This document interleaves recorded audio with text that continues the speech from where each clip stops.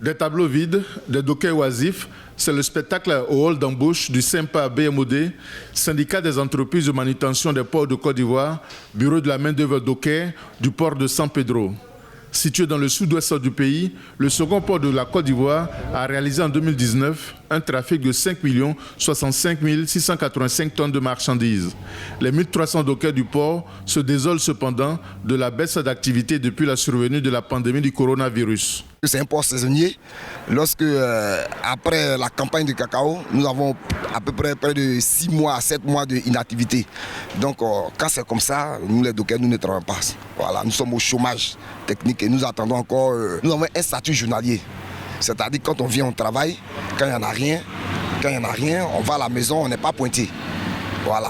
Donc ça fait qu'aujourd'hui, les dockers, on était payé vraiment un salaire qui est moribond. Voilà. Mais si c'est en pleine activité, c'est vrai, on gagne quelque chose.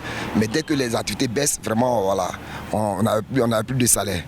Les dockers du port de San Pedro ont déposé un préavis de grève pour obtenir l'application de leur nouveau statut en souffrance depuis 2019 qui leur assure un profil de carrière et des avantages sociaux. Après l'ancien décret de 1999, c'est jusqu'à 20 ans plus tard qu'ils ont signé le nouveau décret en 2019. Donc jusqu'à présent, ce décret n'est pas mis en exécution.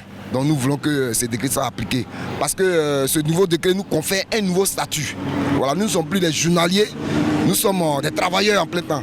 C'est-à-dire on peut commencer en tant que des journaliers, ainsi de suite, avoir un statut de CDD, c'est-à-dire le contrat à durée déterminée, et avoir le dernier contrat à durée indéterminée qui nous protège. Voilà.